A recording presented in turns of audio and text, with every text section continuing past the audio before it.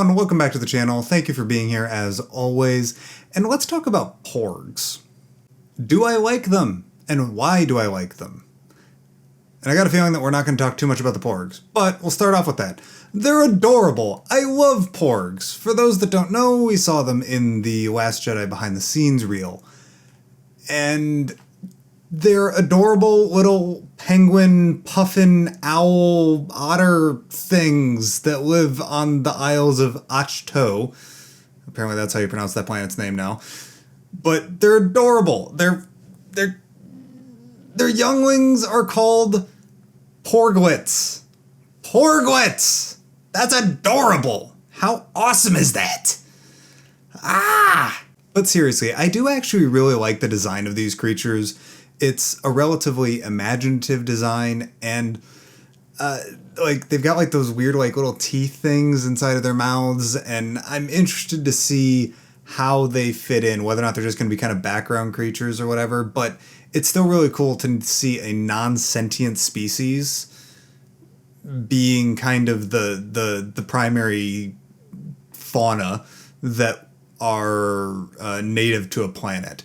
Like, you know, we've got sand people and Jawas on Tatooine and Ewoks on Endor and all that kind of stuff.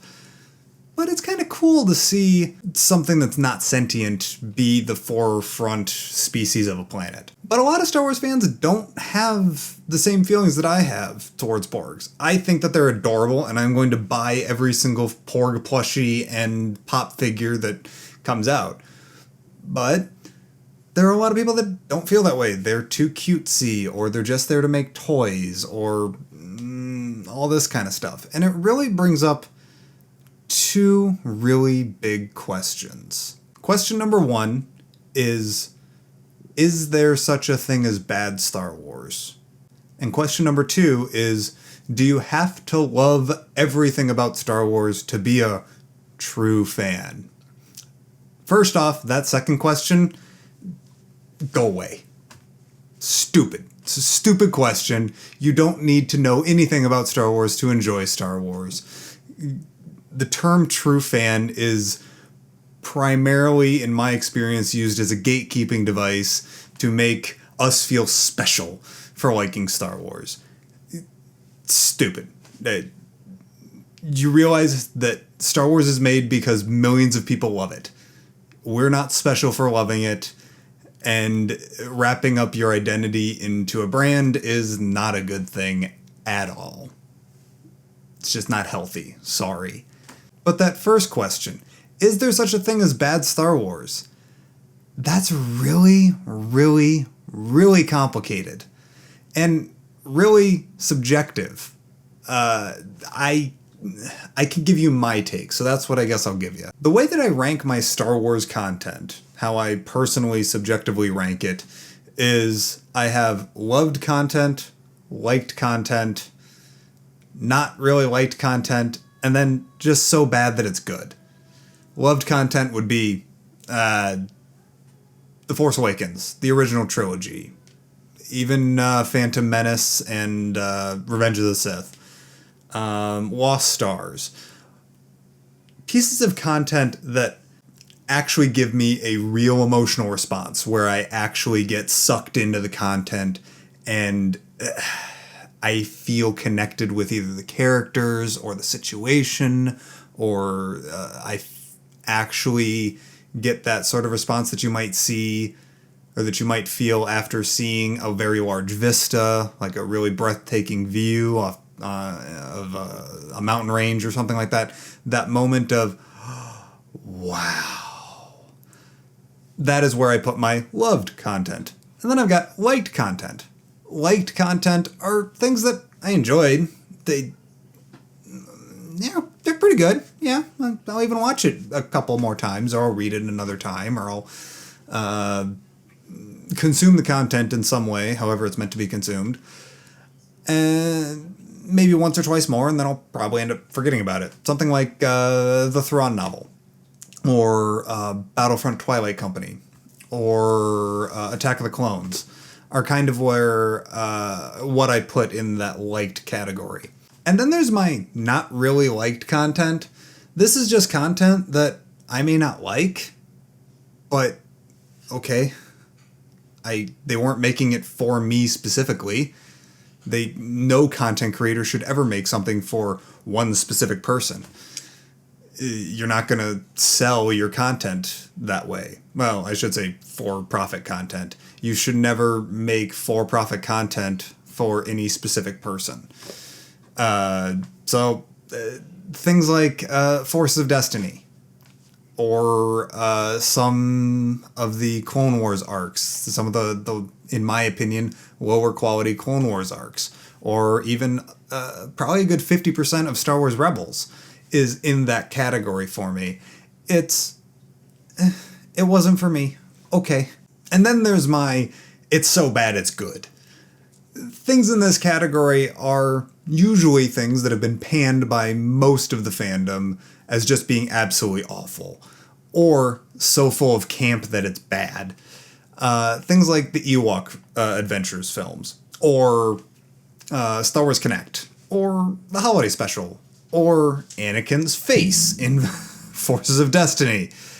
Whew. I don't know how to explain how I get enjoyment from it. It is kind of a strange flip reverse on that loved category that I was talking about earlier. That loved category gives me a sense of emotion. I feel an emotion from it. That stuff that's so bad it's good, or just things that are just super campy and aren't serious enough for Star Wars, it still brings me joy because I can point at it and go, ha! You have to be able to laugh at the things that you love, in my opinion. You have to be able to accept criticism and even criticize it yourself, and it's goofy. It has that goof factor, I guess. I guess that's a good word of calling it, goof factor. And I even wrap this up and kind of try and bring this video back to where we started on with the Porgs. I'd say that the Porgs are kind of an odd mixture in between that so bad it's good, because they're just goofy and they provoke a positive emotional response from me. And I do genuinely like their character designs. So they're kind of a little bit of that light category and a little bit of that so bad it's good category. That's just how I choose to enjoy fandom, I guess.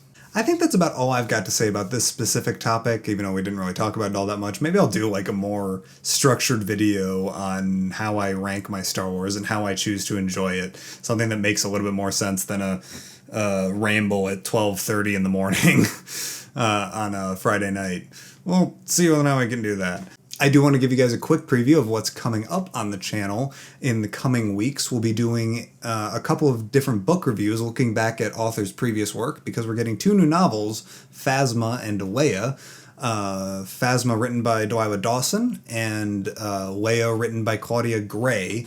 2 amazing authors, so we'll be go ahead and looking back at their other novels. We're going to do Lost Stars next Saturday. We'll be doing Perfect Weapon the Saturday after that, and then the last Saturday before September 1st, we will be doing Bloodline, and going through those books and discussing those as well. And then obviously, once September rolls around, once I get access to my Audible books for both Leia and Phasma, we will go ahead and get spoiler-free reviews up as quickly as possible for you guys, and then we'll do spoiler discussions on the first 2 Saturdays of September.